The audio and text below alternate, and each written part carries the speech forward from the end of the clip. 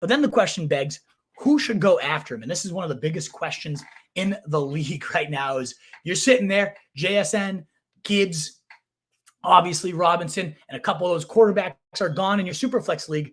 Which rookie receiver should go after JSN to round out round one? And the debate often comes down to Jordan Addison, Quentin Johnston, and then Zay Flower as well. Let's talk about who I have at number 2 first.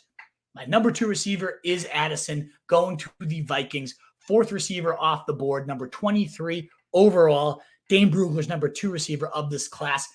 We know the negatives. Doesn't have the ideal size, doesn't have a ton of play strength, and legitimately worrisome success rate against press coverage, right around 50%. That was 17th percentile, according to Matt Harmon, reception perception, one of the best statters out there that you should look at. But he does so much, so well. That's why he led the nation in receiving yards as a sophomore, becoming the 3rd Biletnikoff winner as a sophomore. He goes and transfers to USC, and a slight downturn there, but still played really well. Time speed underwhelms for the lack of size at 4.49, but the play speed is very high, and especially in and out of his breaks. He just doesn't lose any type of momentum, any movement, just extremely crafty. The dude just knows how to get open, and that's such a valuable skill, whether zone, whether man, when they're moving him over. The success rate on digs, curls, flats, the best of the class, according to Matt Harmon.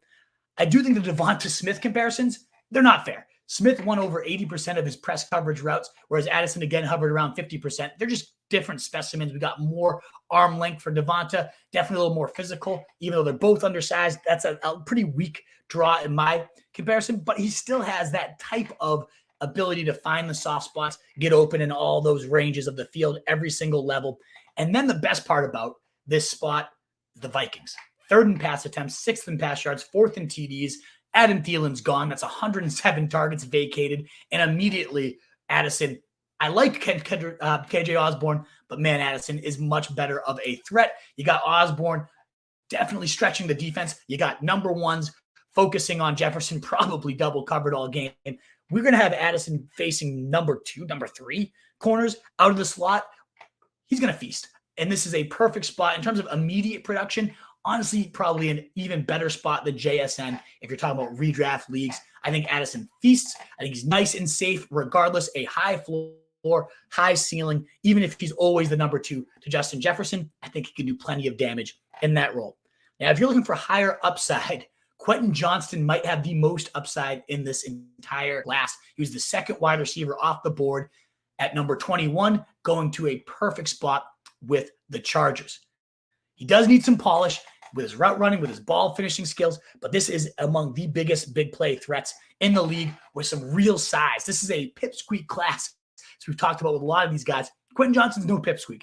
Near 6'4", 200-ish pounds. The guy can blaze as well. He's got all those starting traits, great success rate against man coverage, but a limited route tree, limited roll throughout TCU makes it a little tricky to judge what his actual production will be at the NFL level, given he hasn't been asked to do a whole ton. Maybe there's a whole umbrella that we haven't seen unleashed with his route tree. We will find out how many branches he can add on there. He didn't get asked to do much, like we were just saying, but that does, he did play small. That was the one kind of downside for the big receiver of this class. He didn't have a high contested catch rate, so didn't play up to his size.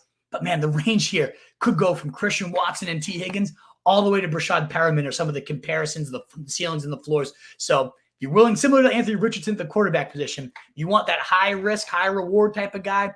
Nobody has the ceiling of him. You get this chance to grow with Justin Herbert in an offense led by Kellen Moore, which is an absolute beauty given that Tech, when he was healthy for 3 seasons under Kellen Moore, he was top 2 in passing yards for 2 of those 3 years. He was top 5 in passing TDs for 2 of those 3. The offense was number 1 in total yards for 2 of those 3, top 6 in touchdowns in 2 of those 3. And the only time that Dak's healthy season was not within those top 6, top 2, all those impressive metrics, was when Mike McCarthy really hamstrung the offense last year, decided, I'm going to take over. I'm going to enforce that we run the ball more. He ends up firing more because he scored too many points and decided to pass up too often. None of that matters when he goes over here to pair up with Justin Herbert, an aerial bonanza. Man, this could just be a great immediate and long-term, especially with Keenan Allen on his back 9. So with that type of upside, yes, the floor is low, and we've seen it before. There's Jalen Reagor comps coming out. They passed on Jordan Addison, the sure thing, who, just like Justin Jefferson, goes to the Vikings. Another TCU receiver that has this freakish type of profile goes ahead of the sure thing. Could we see fate repeat itself? Maybe, but this is obviously a better spot, in my opinion, for Quentin Johnston, who I also think is a much better player than Jalen Reagor.